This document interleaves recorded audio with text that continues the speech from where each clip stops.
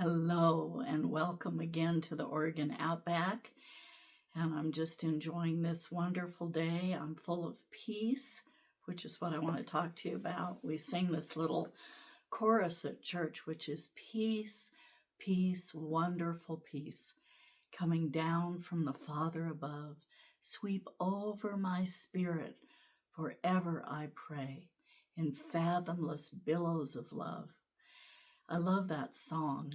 And then I also wanted to share my favorite verse. One of my favorite verses with you is Isaiah 26:3, which says, "You will keep him in perfect peace, whose mind is stayed on thee." King James, because he trusteth in thee. The King James Version. But I like that. That's what I memorized it in years ago. Thou wilt keep him in perfect peace, whose mind is stayed on thee, because he trusteth in thee. So let's talk a little bit about peace. You know, in this day and age, there's something we're really having to fight for, to have peace. It's like it's a battle to be peaceful, which doesn't make a lot of sense, because war and peace are just opposite from each other. But there is a battle going on. But the Lord wants us to walk in peace in the midst of the battle. So how do we do that?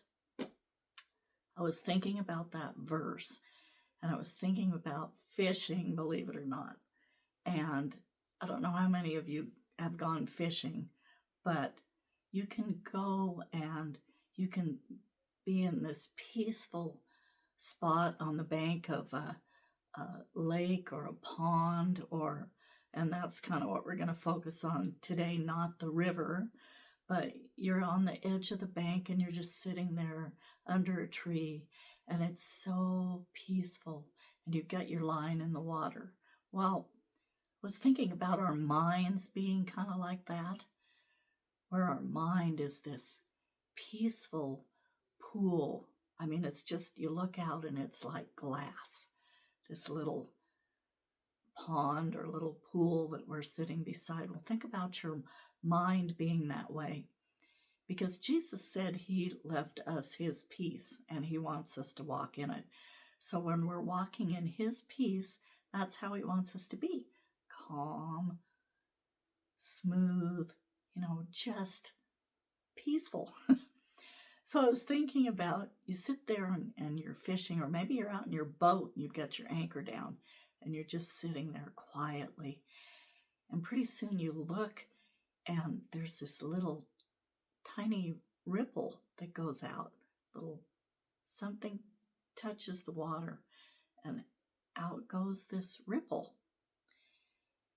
And a lot of times what that is a little fish coming up from the bottom of the lake or the pond, and he's coming up to catch a bug that he sees on the water. That's why so many people like to fly fish at times, depending on the fish, depending on the time of the day, whatever. So here's this little ripple that starts, and it starts from underneath and comes up and spreads out. And then there's the fish. Sometimes you're sitting there, all of a sudden, wow, up out of the water shoots this fish, flies up in the air, trout, whatever, turns around, goes back down in the water, and then you've really got some ripples. You got a lot of disturbance in the water. So I was thinking about that in comparison to our minds. Setting our minds on Christ because we trust in him. And your mind is kind of like that pond or that lake, and you feel most of the time you're doing a good job. You're remaining peaceful. All the turmoil and all the fighting and all the things that are going on around you, they're just going on all around you. And here you are just sitting there, and you're like this pond that's just calm and just there. No movement. And you're peaceful. But then what happens is that from down underneath, think about it, down underneath comes up this thought. And it comes up underneath like that little fish. And maybe at first it's just a little touch. The water just grabbing that tiny little bug, and just a little bit of a ripple goes out. And then maybe a little bigger fish comes up and does the same thing, and you got more ripples, and pretty soon the fish is jumping up out of the water. Well, I liken that to our thoughts, the thoughts in our mind. It can be peaceful maybe from the outside. You've got a victory over that. But inside comes these thoughts. And Psalm 139:23 came to my mind. It says, "Search me, O God, and know my heart. Try me and know my anxieties," or know my anxious thoughts, it says in other translations. And it's like those anxieties, all of a sudden, those worries, those doubts, like, oh, what if this? What if that? Oh no, what am I going to do? Oh, I feel like I'm getting sick. What am I going to do? How am I going to handle this trial that's coming in front of me? I've got these bills to pay. I've got to take this trip.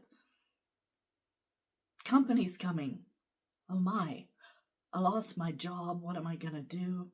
And pretty soon those anxieties, those anxious thoughts start coming up from deep inside your mind. The thoughts of man, they're coming up and they're causing turmoil in that water.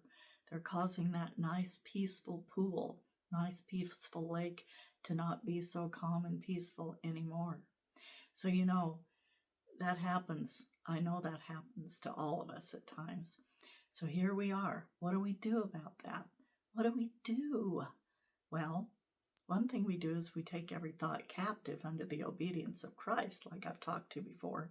The analogy of the fishing, you just catch that fish on your hook and you throw him out of the water so he's not bothering your peaceful lake, your peaceful pool anymore, and you get rid of it. But it's interesting that the thoughts can come from inside of you, even when you're not affected by the things around you. All of a sudden, and where's the battlefield? The battlefield, what the enemy throws those fiery darts at you, and you put up the shield of faith, and he throws those doubts. That's where he battles. That's where he attacks you, is in your mind.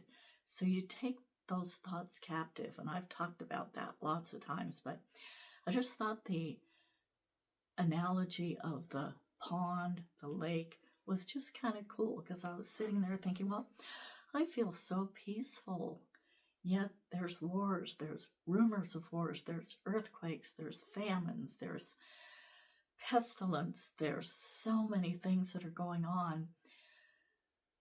The government, things that are going on in the country, oh my goodness, Well, you can maybe get to a place where you just are peaceful. You're able to just give those things to Jesus, cast all your care on him, for he cares for you. But then down inside, because we've got that old human nature, those thoughts start coming up. They start coming up. And boy, if we don't get a hold of those right away, Colossians 3:2 is another verse. Set your minds on Christ. So we need to not allow those anxious thoughts, those worries, those cares to take a hold and ruin our peaceful atmosphere, our peaceful pond, our peaceful pool. And let's just continue to trust the Lord in this day and age and discipline ourselves to set our minds on Christ, discipline ourselves to take those thoughts captive.